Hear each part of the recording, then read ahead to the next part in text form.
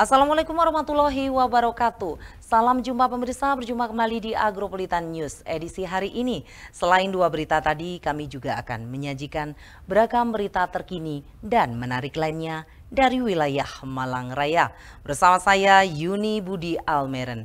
Berikut Agropolitan News selengkapnya untuk Anda.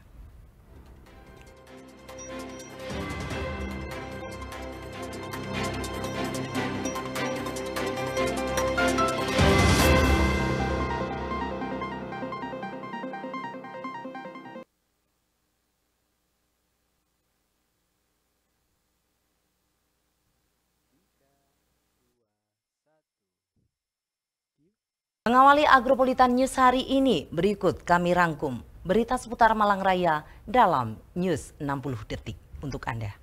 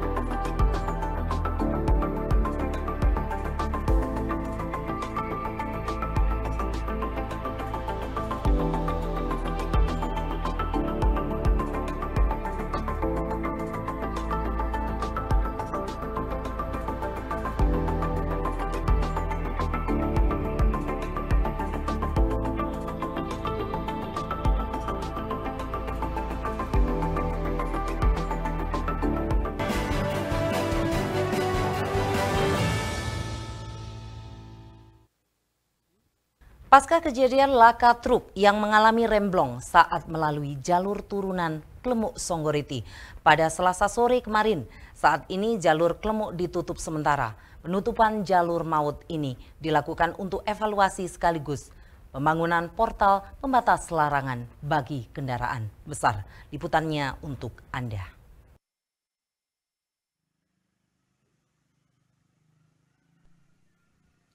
Pasca kejadian laka truk yang mengalami remblong saat melalui jalur turunan Klemuk Songgoriti pada Selasa sore kemarin, saat ini jalur Klemuk ditutup sementara. Penutupan jalur maut ini dilakukan untuk evaluasi sekaligus pembangunan portal pembatas larangan bagi kendaraan besar. Penutupan jalur Klemuk berlaku mulai kemarin Rabu 17 Mei 2023 hingga sepekan ke depan.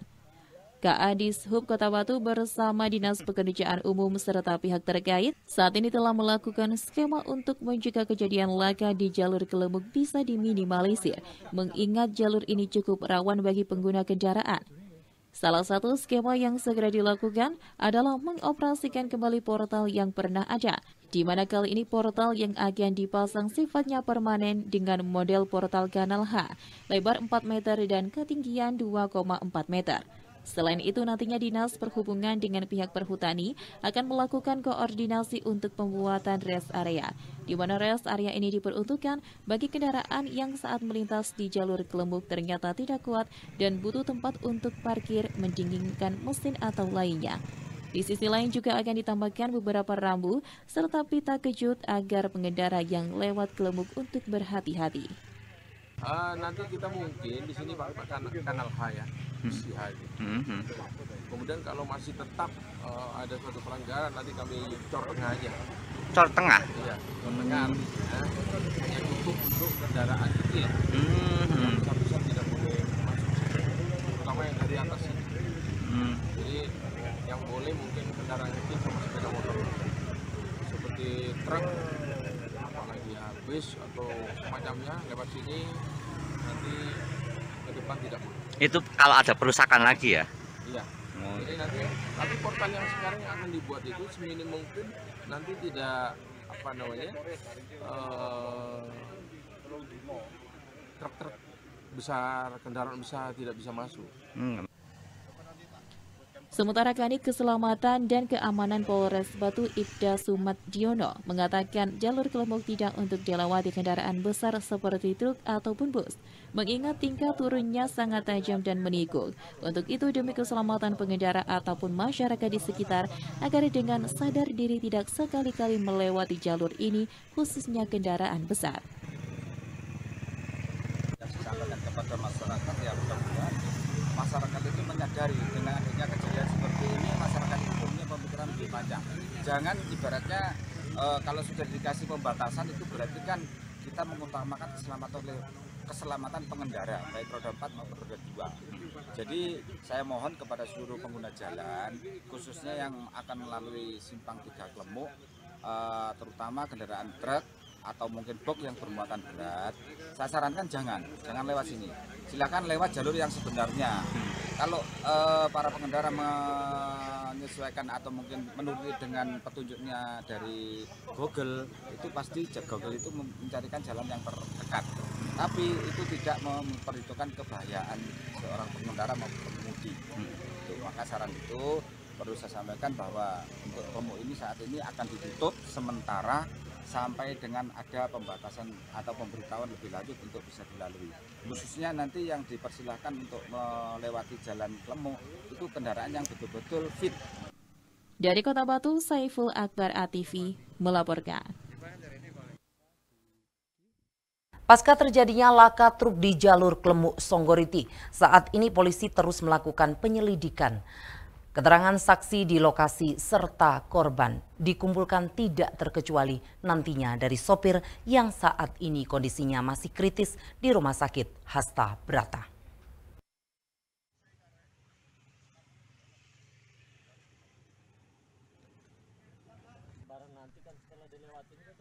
Pasca terjadinya laka truk di jalur Klemuk Songgoriti, saat ini polisi terus melakukan penyelidikan. Keterangan saksi di lokasi serta korban dikumpulkan tidak terkecuali nantinya dari sopir yang saat ini kondisinya masih kritis di Rumah Sakit Hasta Brata, Kota Batu. Kasat Lantas Polres Batu AKP Lia Ambarwati menegaskan kemungkinan penetapan tersangka atas kecelakaan maut yang memakan 3 korban tewas di jalur Tengkorak Klemuk Songgoriti, Kota Batu. Saat ini polisi masih menunggu keterangan dari supir truk Nasrullah 25 tahun, warga Kabupaten Kediri yang masih dalam kondisi kritis. Saat ini supir truk masih dalam perawatan intensif di Rumah Sakit Hasta Brata.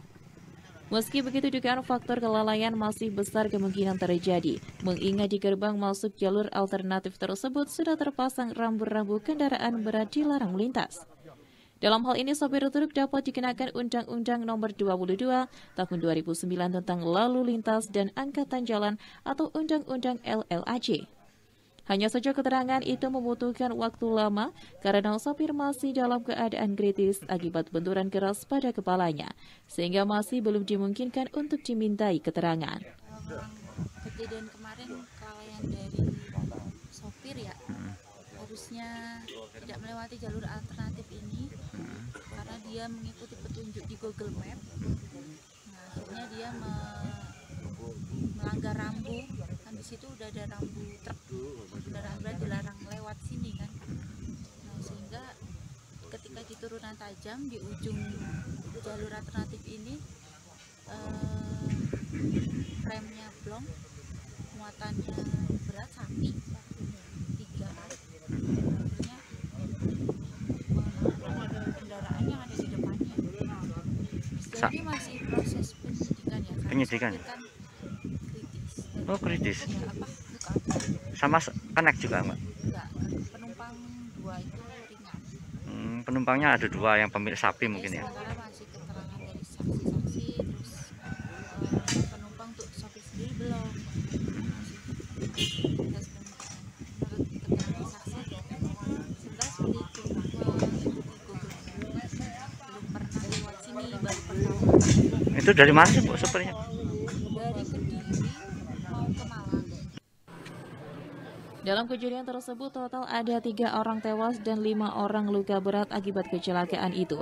Kecelakaan terjadi diduga kuat akibat remblong yang dialami kendaraan truk muatan sapi bernopol AG9915VI yang dikemudikan Nasrullah, warga Kediri, Jawa Timur bersama 2 rekannya Imam Waki dan Anggi Diska. Mereka datang dari arah barat atau dari Pujon menuju timur melalui jalur alternatif yang juga disebut jalur maut ini.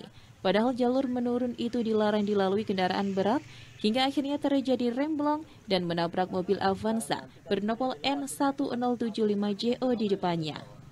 Usai tabrakan itu, truk mengalami oleng ke kanan dan menghantam pengendara sepeda motor Supra Kuswantoro yang melalui dari arah timur. Yang melaju dari arah timur, korban tewas seketika di lokasi kejadian.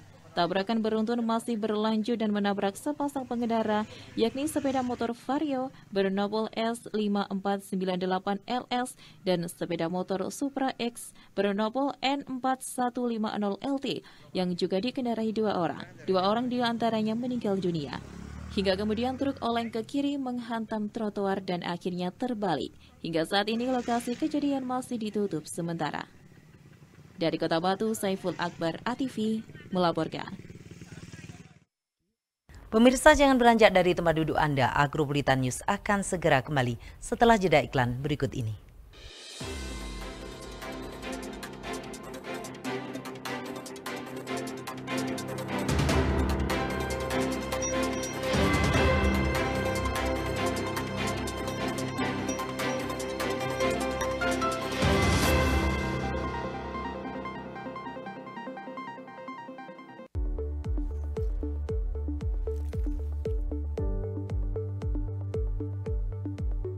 Tiga kata ajaib, sederhana namun bermakna. Maaf, tolong, dan terima kasih. Pertama, jangan pernah gengsi bilang maaf. Kedua, jangan pernah terlalu sombong untuk bilang tolong. Ketiga, jangan pernah lupa bilang terima kasih.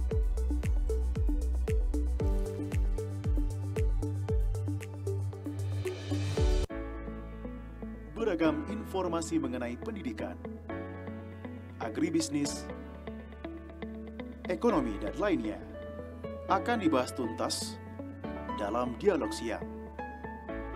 Setiap hari Rabu, Kamis, dan Jumat, jam 1 siang, hanya di ATV.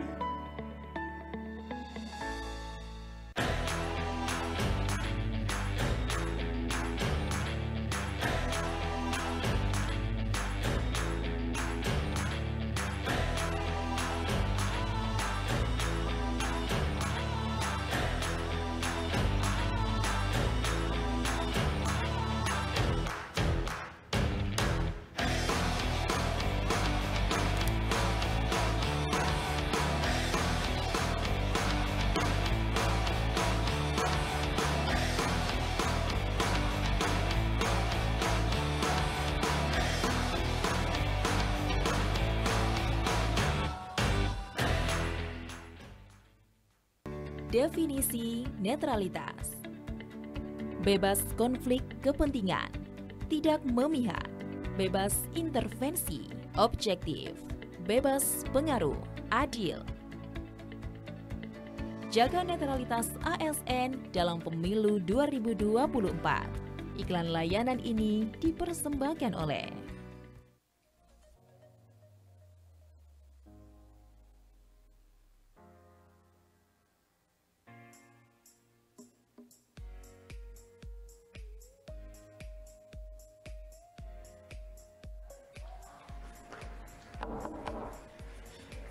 Mohon izin Pak, rapat 15 menit lagi dimulai.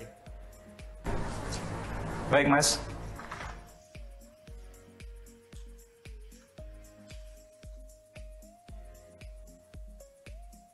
Oh iya, saya belum laporan SPT tahunan ya?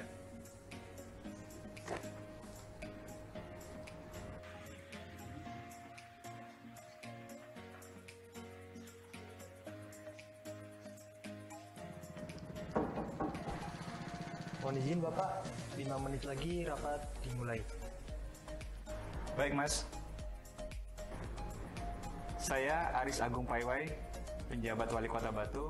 Alhamdulillah, saya sudah melaporkan SPT tahunan. Yuk lapor SPT tahunan sekaligus pemadanan NIK menjadi NPWP secara online melalui pajak.go.id. Laporannya lebih cepat, lebih awal, lebih nyaman.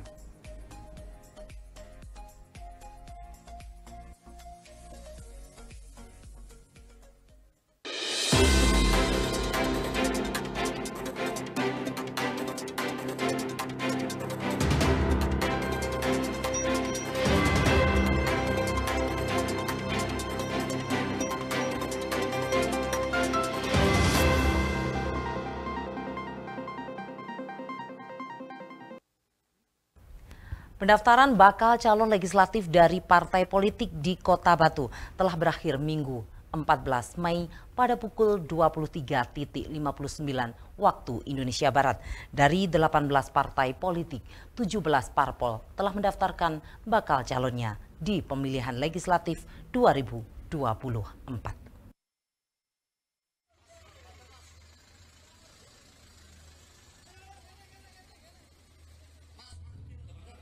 17 partai politik dari 18 parpol telah mendaftarkan bakal calon legislatif untuk menjadi peserta pemilihan legislatif 2024 mendatang. Pengajuan pendaftaran bakal calon legislatif ini merupakan awal untuk melengkapi syarat administrasi pengajuan pencalonan legislatif. Sejak dibukanya pendaftaran pada 1 Mei 2023, partai pertama menjadi pendaftar bakal calon legislatif yaitu PDIP, kemudian disusul partai politik lainnya.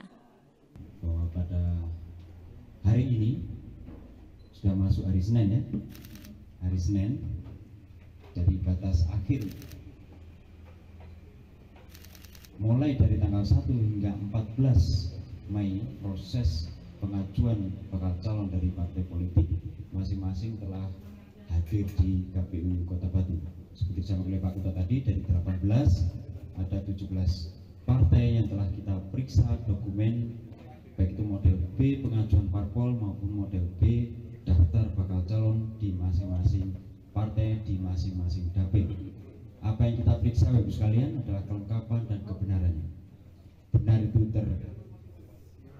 diwakili dalam satu atau dimandatkan di dalam satu dapil pemilihan di dalam suatu lembaga perwakilan. Jadi tidak boleh ganda mencalonkan diri di DPRD Kabupaten Kota, begitu juga mencalonkan diri di DPR provinsi misalkan, itu tidak diperkenankan. Jadi kita sudah menganalisa kegandaan ini dan tidak kita temukan dari seluruh bakal calon yang telah disampaikan oleh masing-masing partai politik, tidak ditemukan kegandaan ini. Berikutnya saya mohon izin untuk menyampaikan dari sisi jumlahnya. Dari 18 partai politik se-Kota Batu dengan jumlah bakal calon keseluruhan 412. Dari 412 tadi itu per dapil, kalau kita rinci Bapak sekalian, formasinya 234 laki-laki dan 178 perempuan. Jadi itu Bapak sekalian, teman-teman media, per hari ini telah kita laksanakan seluruh proses dari pemeriksaan dan pengajuan bakal calon di Kota Batu. Partai politik menjadi pendaftar terakhir yaitu Partai Gelora melakukan verifikasi awal pada Minggu 14 Mei pukul 23.45 waktu Indonesia Barat. Ketua KPU Kota Batu Mardiono menjelaskan di Kota Batu partai politik yang menjadi peserta pemilihan legislatif sebanyak 18 parpol. Namun dikarenakan ada salah satu persyaratan pendaftaran tidak dipenuhi oleh pengurus parpol tersebut, pihak KPU menyatakan partai politik tersebut dinyatakan tidak menjadi peserta pemilihan legislatif pada pemilu 2024 mendatang. Pada malam hari ini saya menyampaikan secara umum di Kota Batu dari 18 partai politik yang mendaftarkan bakal calon anggota legislatifnya yang mendapatkan tanda terima ada 17 partai politik. Ada satu partai politik yang sampai 2359 tidak kembali, yaitu Partai Garuda.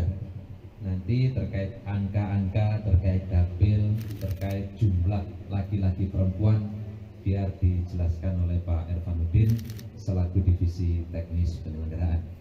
Setelah dilakukan verifikasi awal pengajuan pendaftaran, rencananya para pendaftar bakal calon dari masing-masing partai kedepannya akan dilakukan verifikasi akhir sebagai penentu lolos dan tidaknya menjadi calon legislatif Pileg 2024 mendatang. Dari Kota Batu, Yandian ATV melaporkan. Dari hasil kegiatan rapat koordinasi optimalisasi kinerja perangkat daerah Triwulan 1, salah satu yang perlu digarisbawahi yaitu terkait dengan perlunya inovasi dari masing-masing OPD untuk meningkatkan PAD Kota Batu.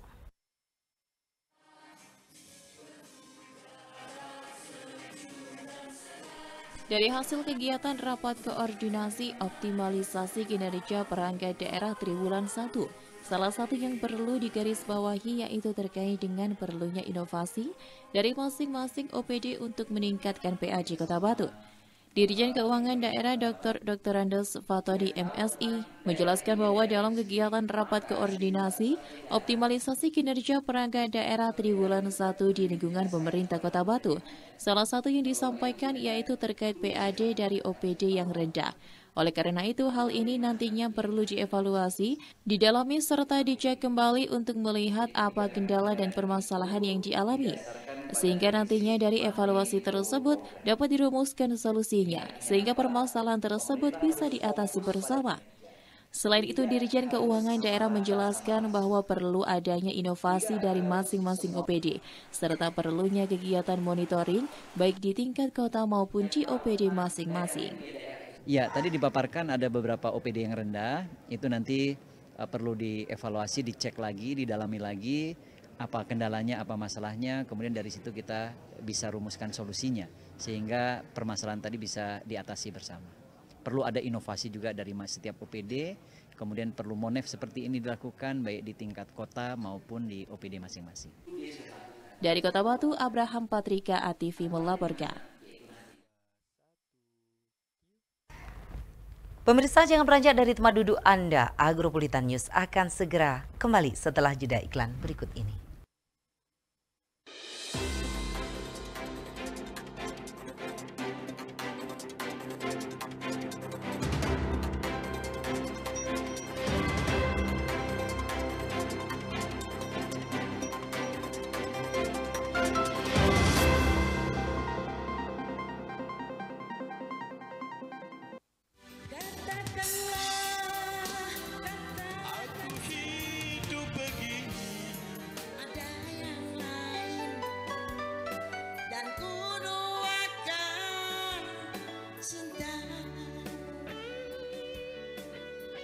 Nikmati malam santai Anda dengan tembang kenangan dari tahun 80-an.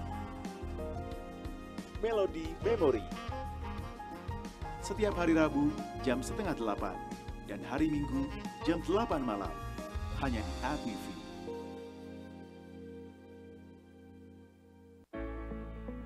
Beragam informasi mengenai pendidikan, agribisnis, ekonomi, dan lainnya akan dibahas tuntas dalam Dialog Siang. Setiap hari Rabu, Kamis, dan Jumat, jam 1 siang, hanya di ATV. Pusing! Banyak tugas, tapi gak paham materinya. Pengen jadi juara kelas, tapi bingung harus gimana. Mau pergi bimbel, tapi capek keluar rumah. Eits, tenang. Tonton aku aja. Kan ada kelas di ATV. Hah? Ada kelas di ATV? Ada kelas di ATV. Program pembelajaran online yang bisa diakses melalui channel ATV, YouTube, dan aplikasi mobile streaming Agropolitan TV. Bekerja sama dengan Dinas Pendidikan Kota Batu, ada kelas di ATV menghadirkan guru-guru yang hebat dari sekolah yang ada di Kota Batu. Di sini, kamu bisa mengikuti berbagai mata pelajaran secara lengkap. Jangan sampai ketinggalan. Ada kelas di ATV setiap hari Senin sampai Jumat pukul 3 sore. Hanya di ATV, bersama membangun negeri.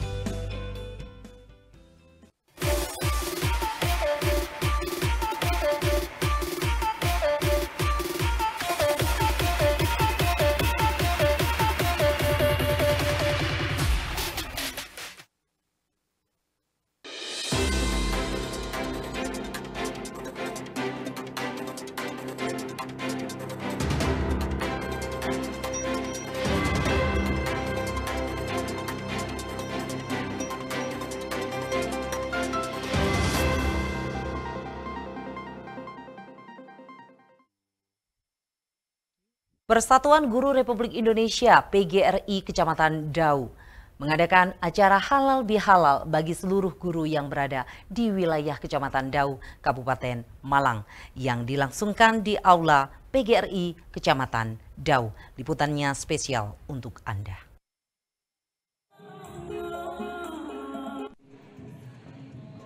Pada hari Rabu, tepatnya tanggal 16 Mei tahun 2023, guru yang tergabung dalam PGRI se-Kecamatan Dau melaksanakan halal bihalal di gedung Aula PGRI Kecamatan Dau. Kegiatan ini dihadiri oleh perwakilan dari PGRI Kabupaten Malang, Muspika Kecamatan Dau, dan Ketua Korwil PGRI Kecamatan Dau, beserta semua kepala sekolah dan guru yang ada di wilayah Kecamatan Dau. Acara ini disambut dengan sangat antusias. Berbagai acara digelar dengan adanya sambutan penting, tartil Al-Quran, pengajian, kemudian dilanjutkan dengan acara bersalam-salaman dengan semua para tamu yang hadir. Acara ini diramaikan dengan sajian hiburan lagu Islami, baik dari Dewan Guru dan perwakilan peserta didik dari SDN 1 Mulyo Agung Kecamatan Dau. Dengan digelar halal bihalal yang merupakan acara rutin ini di setiap tahunnya, diharapkan semua kepala sekolah, guru beserta pemangku kepentingan di wilayah Kecamatan Dau dapat menjalin silaturahmi serta membangun sinergitas yang bagus guna memajukan pendidikan yang ada di wilayah Kecamatan Dau. Dari Kabupaten Malang, Budi Yulianto, ATV melaporkan. PPL Agropolitan Televisi kembali menerima kedatangan kunjungan studi dari siswa-siswi SDIT Ibnu Hajar Kota Batu bertempat di Studio 2 ATV. Kunjungan studi bertajuk Outing Kelas 3 Ibnu Batutah SDIT Ibnu Hajar 2023 terasa berbeda dibandingkan kunjungan biasanya. Apa yang membuatnya berbeda? Berikut liputannya selengkapnya untuk Anda.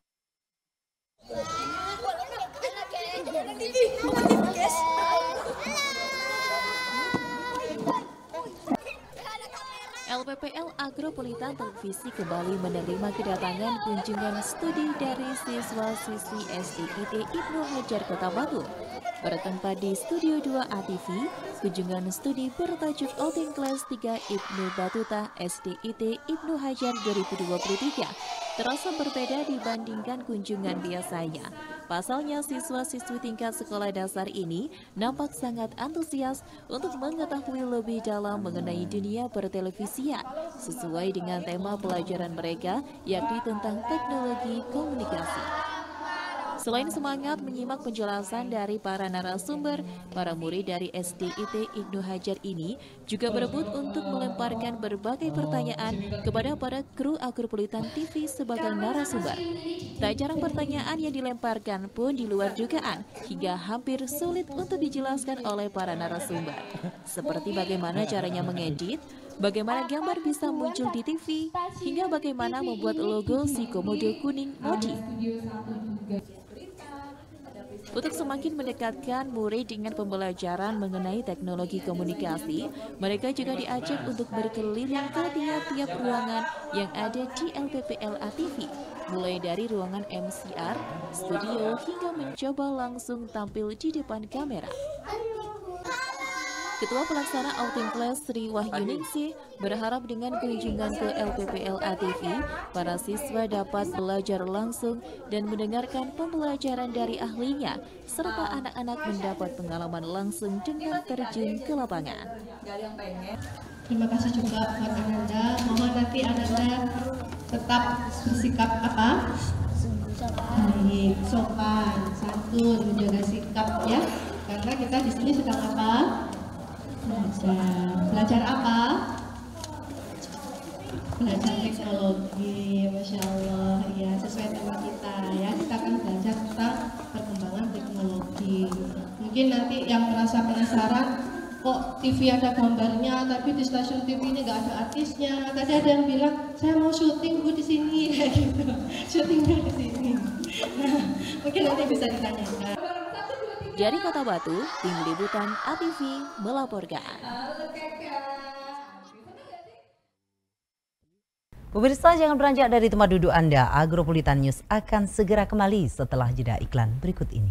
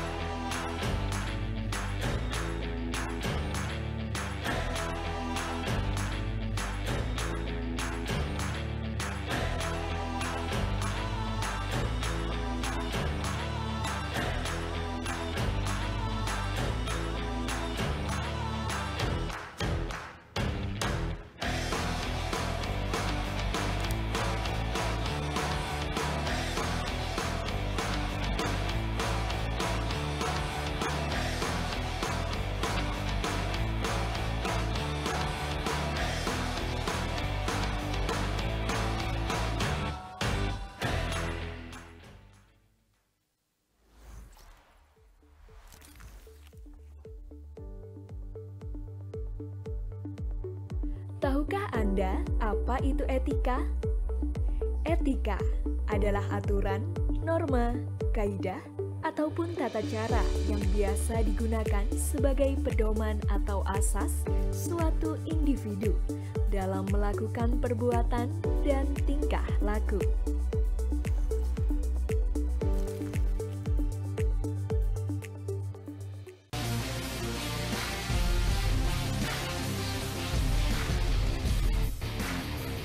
Salam olahraga. Berita olahraga terupdate semua terangkum di sini. News Sport setiap hari Minggu hanya di ATV. Definisi netralitas. Bebas konflik kepentingan, tidak memihak, bebas intervensi, objektif, bebas pengaruh, adil. Jaga netralitas ASN dalam pemilu 2024. Iklan layanan ini dipersembahkan oleh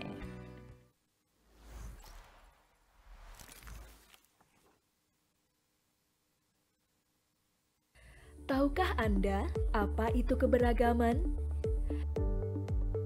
Keberagaman dapat diartikan sebagai suatu kondisi dalam masyarakat yang terdapat banyak perbedaan dalam berbagai bidang. Perbedaan tersebut dapat terlihat berdasarkan suku bangsa, ras, agama, keyakinan, ideologi politik, sosial budaya, dan lainnya.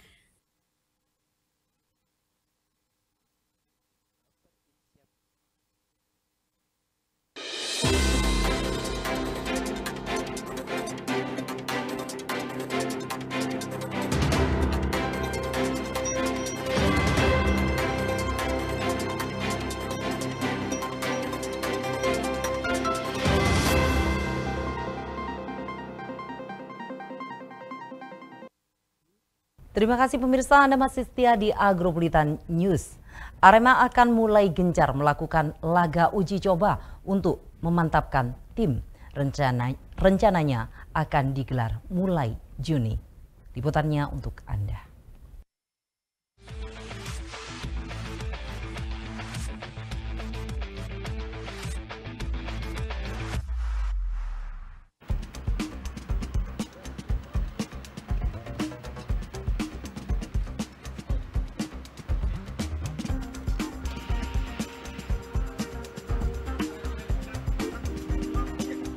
Arema akan mulai gencar melakukan laga uji coba untuk memantapkan tim. Rencananya akan digelar mulai Juni. Arema semakin klop dengan adanya sejumlah pemain baru di tubuh Singoedan. Pelatih merasa puas dan nyetel dengan kualitas yang ditunjukkan pemain anyar. Mengarungi laga Liga 1, sejumlah laga uji coba akan digelar untuk memantapkan taktik dan skema permainan racikan I Putu Gede. Sejumlah tim-tim kuat akan bertemu untuk menguji kehebatan Arema FC. Bulan Juni kan? Bulan Juni. Rata-rata juga bisnisnya di bulan Juni. Karena tim kan mulai baru hari ini, banyak minggu depan juga baru. Kira-kira sama tim mana aja? Saya belum tahu sama siapa.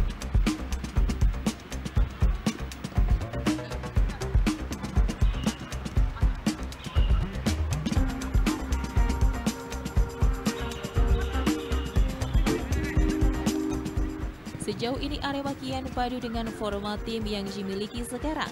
Arema juga butuh laga uji coba untuk mengetahui sejauh mana kekuatan Singoedan. Dari Kota Malang, Jawa Timur, Dion Arista, Newsport ATV melaporkan.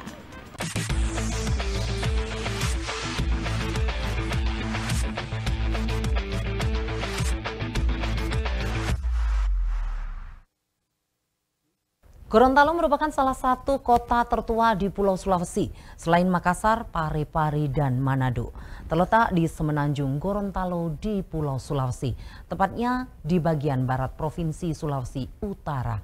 Kota ini menyimpan sejumlah fakta yang menarik untuk diketahui. Dan berikut fakta menarik kota Gorontalo dalam News Fakta dan Unik untuk Anda.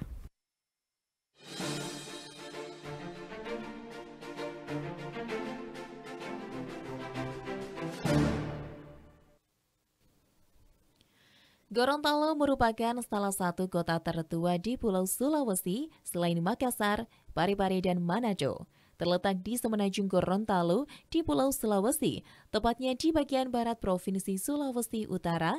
Nama Gorontalo berasal dari kata Hulontalo, dari kata dasar Hulontalangi, yakni nama salah satu kerajaan Gorontalo. Hulontalangi sendiri merupakan lembah mulia, selain itu juga dimaknai sebagai daratan yang tergenang. Dan pemirsa, inilah 5 fakta menarik tentang Gorontalo versi News Fakta dan Unik.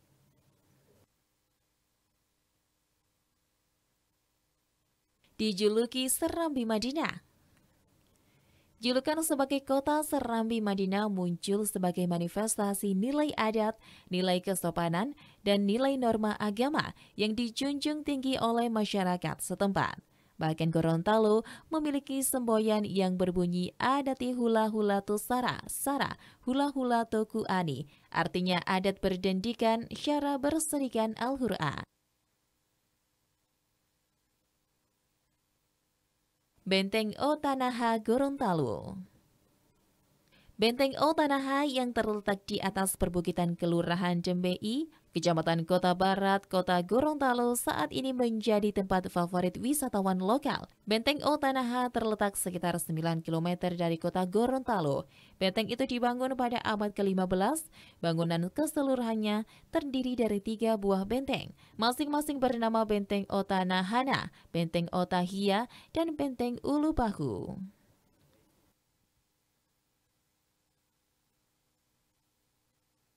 Desa di atas Suku Bajo.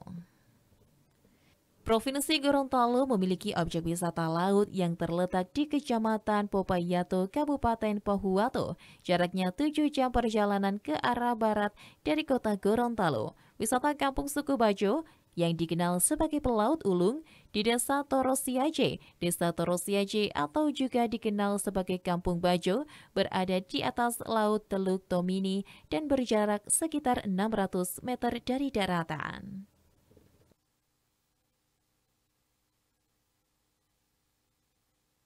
Maladewanya Indonesia. Pulau Cinta atau Pulau Cinta berlokasi di Kabupaten Boalemo sekitar 2 jam dari pusat kota Gorontalo.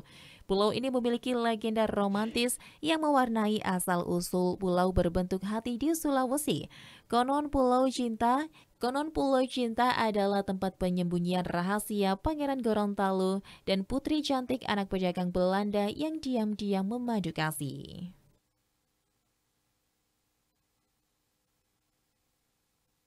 Kue cara isi. Cara isi, begitulah warga Gorontalo menyebut kue ini.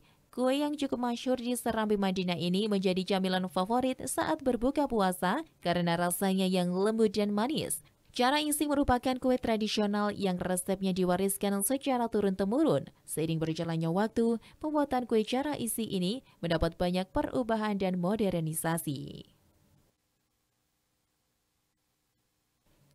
Dan pemirsa, itulah tadi 5 fakta menarik tentang Gorontalo versi News Fakta dan Unik.